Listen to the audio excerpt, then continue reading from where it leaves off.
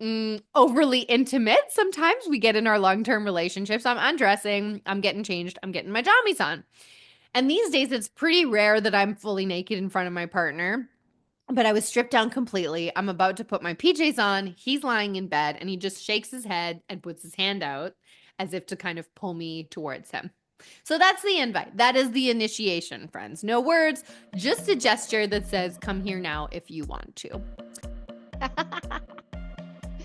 Welcome to the Sex After Kids podcast, a place for parents to come and learn together about the sometimes bumpy road back into the saddle of their sex life after adoption, childbirth, or joining a blended family. I am your host, Sofia Ashley, certified sex educator and sex coach, mother and stepmother, and your totally TMI guide to becoming BFFs with your body and initiating easy, connected, and confident, naked, sexy fun times.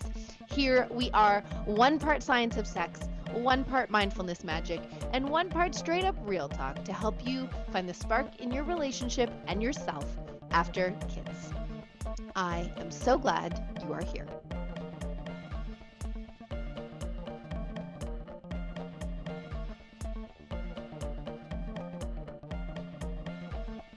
Hello, friends. Another episode of Sex After Kids. It's a bedroom dispatch week. Yep. Every once in a while, I share dispatches from my own bedroom, a mini play-by-play of how one of my Naked Sexy Fun Times went and how the Naked Sexy Fun Times cycle that I teach and the tools that I teach works in real life. Why do I do this? I do this mostly because I want to normalize how real fucking sex happens, not movie sex, and also show you how I use the skills I teach to have regular, playful, and satisfying naked fun with my partner after having 3 kids. So, if you're ready, grab a cup of tea. I got one here. Let's dive in. Backstory, context. It has probably been a few weeks since we have gotten in the sack. And actually, I did bring it up to my partner at one point that it had been more infrequent than usual. And I was like, oh, are you like initiating less? And I was getting curious about whether he had some stress going on. He's going back to his seasonal job. And I wasn't sure, but I also wasn't making a lot of invitations either. And so we were kind of in this like quiet stalemate. And he kind of mentioned that things had been busy, but also the last few times that we had done it were a bit more on the maintenance sex side. And he's been feeling a little bad about that. And so he didn't really want to initiate unless he was like full of energy to give me the full meal deal. So we'd kind of just let things go a little bit. So anyways, it's 10:30 at night. We have both just had a full day and we're brushing our teeth and getting ready for bed. And I am complaining to my husband about old lady body hair and how to best deal with my bikini line. Sexy, I know. And as I'm talking to him, right, like this is how overly intimate sometimes we get in our long-term relationships. I'm undressing, I'm getting changed, I'm getting my jammies on. And these days, it's pretty rare that I'm fully naked in front of my partner.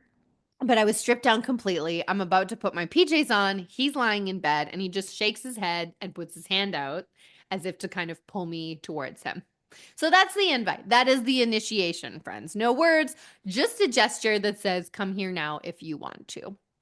So I pause. I am not really in a mindset for sex. I'm exhausted. I could, but it's not like there's been any buildup or flirting.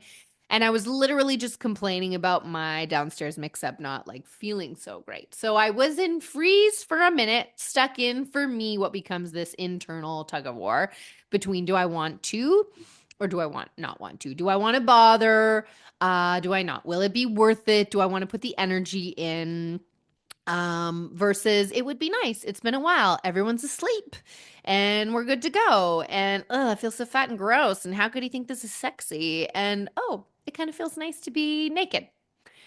So the maybe in me wins out. I decide to go for it or to at least be willing to be open to it. The part of me that wants connection, that wants an O, that wants to keep my marriage alive, all the things wins out. Now, this is not a full blown yes at this point, but it's a maybe. So let's pause for a second here, right? This is phase 1 of the Naked Sexy Fun Times cycle, initiation.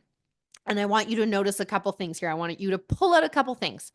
I was not raging horny, ready to go. I had an intention to connect with my partner after a very loose, low pressure invitation from him. I also did not do it to please him or shut him up or not disappoint him. I did it for me on my own terms, knowing I could change my mind anytime. And the invitation from him was subtle, but not pressure filled. Okay.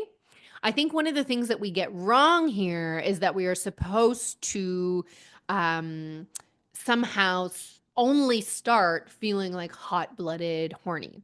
So I don't want you ever dragging yourself to the bedroom but there is an element here of showing up to the mat, of like doing my yoga because I know it will be fabulous and I will enjoy it and I will be glad that I did, rather than avoiding it because the lazy part of me doesn't want to. So there's a lot of nuance in that, and I just invite you to pay attention to, are you avoiding it because it's not safe, because it's full of pressure, because there's a lot of negative expectations there, because it's not any good? Or are you just not wanting to show up to the mat to something that is really good for you? You're not wanting to take your pleasure medicine. Okay, so then we move into phase 2, which is transition. So we've had initiation, now we're transitioning. We're not full blown sexy time yet.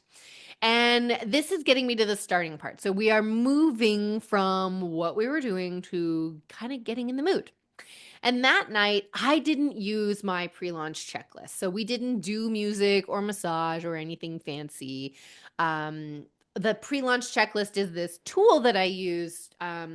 It's kind of like a list of things that help me to get in the mood. So we didn't really do that. We just started making out, kissing, and pretty quickly he went down on me. And this is where the brain gremlins pop up for me every single fucking time. So that little monitor inside my head, which expects an instantaneous drop in, she wants me to go from 0 to 60 in less than 30 seconds. And she starts throwing a fucking tantrum when I don't. She starts yelling, see, it isn't working. See, you aren't into this. See, you aren't wet. You aren't feeling anything. She's just this judgmental little biatch in the corner of the room doing anything she can do to convince me to just throw in the towel and say, you know what, let's not bother. But I know better. So I take a few deep breaths. I remind myself to land in the moment. I tell her to be quiet. I focus on the sensations down below, how my husband's mouth feels on my body, how his hands feel on my waist and breast. And I remind myself that arousal takes time, that my body needs me to relax and open, and the rest will come. Patience is what I tell myself. Just enjoy the ride. So there's a lot of self coaching that happens here for me to drop in. And the busier and more stressful my day has been, the more self coaching I'm having to do, and the more coaching my partner can also do with me. So, once again, this is another place where things could go wrong and often do for me, but I coach myself through, and my husband could as well, like I just said.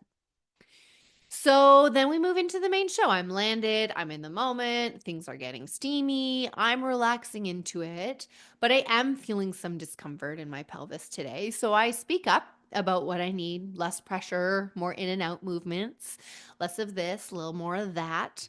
And then eventually I feel a pretty big trigger come up. So something inside me wants to yell, fuck off, get off me at him.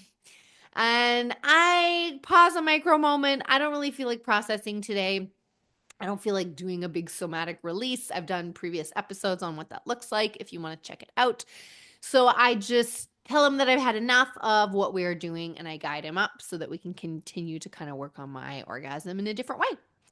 And he busies himself with other parts of my body, patient, while I kind of take myself to the finish line.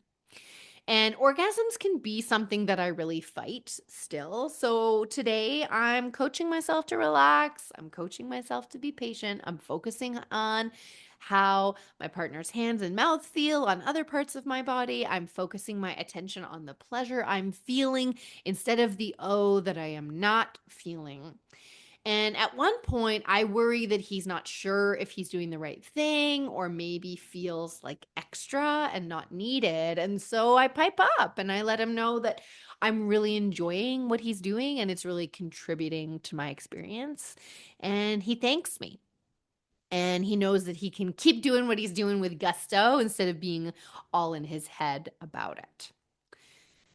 So More things happen. I orgasm. It's delicious. And then we move on to him and have a great time. And I just want to note like, there was communication that happened there, right? There was communication about what I needed while he was playing down there. There was communication about me needing him to change what he was doing. There was communication about me enjoying certain things that he was doing while I was pleasuring myself. So he could have coaxed that out of me if I wasn't forthcoming, but it made a huge difference. If I had suffered in silence while I was feeling uncomfortable or shimmied away and expected him to just read my mind, we would have had a very different experience and I may not have come. And while I was kind of self-pleasuring and he was enjoying himself, like I'm sure he enjoyed himself 10% more, maybe even 50% more once he could relax into the idea that what I was doing, or sorry, what he was doing was enjoyable. When he didn't know that what he was doing was enjoyable, he was guessing as to whether it was and probably feeling a shade of anxiety about it, right? So the naked, sexy, fun time cycle, right? We've got initiating, we've got transition, we've got sexy time. And then the last piece, which is so critical, is the debrief. We don't skip the debrief. So as I run off to the bathroom to do my post-sex pee cleanse, we talk about what worked. We talked about what felt good. We talked about what we wanted for next time. And it's a 2-minute conversation, but it's verbal acknowledgement of what went well, which helps us to learn and makes us feel great about what happened. I learned that verbal affirmation of what he was doing felt really good to him, which is great. And he learned a couple things about what I needed that day. Now, caveat always, this is my experience with my unique hangups and my unique issues. Yours may look very similar or it may look very different, but I want you to take away from this that this is real sex, okay? We did not wordlessly smash our faces and genitals together after being super horny out of fucking nowhere. We communicated. And it wasn't some fantasy 0 to 60, everything's hot and heavy and perfect. There were doubts, insecurities, self judgments that we needed to coach our way through. And this might sound like a lot of work, but the other option is to let all of these things stop you from having sex or contribute to you having a shitty time. And I didn't do either of those things. I didn't let them stop me from having sex. And instead, I had a fabulous romp with my man. My relationship is stronger because of it. I got a great release and all the benefits of orgasm because of it. All because I acknowledged what was coming up for me and told my brain gremlins to fuck off, which is totally possible for you. And like all new skills, it can feel mechanical at first. This can sound a lot at first, but I promise you this happened part where we do the very ending, seamlessly. Right? My friends, So let's take if you are ready to conquer your brain gremlins and learn my 4-step process for having a sex date that does not suck, if you are ready to follow this process yourself and turn a maybe into a yes next time, then I invite you to hop on a free so much reset for being roadmap here call today. with me, I hope and that let's your get head you back to and your naked heart fun. have you something new next to week, consider, babes. something new to talk about, and something new to try. No husbands were harmed in the making of this podcast, and a big thank you to my husband for his help and original music composition. Love you, babe. This podcast was recorded on the traditional territories of the Kwanlin First Nation and Tonquachan Council in Whitehorse, Yukon. We acknowledge and are grateful to the original stewards of this land where we get to play, live, and raise our children. You can catch me on the Instagram at the Happy V Project for tips, tools, and anecdotes. And you can also join the weekly-ish newsletter for dispatches from my bedroom and my brain. Also, head to thehappyvaginaproject.com to learn more about how you can work with me. Catch you next time.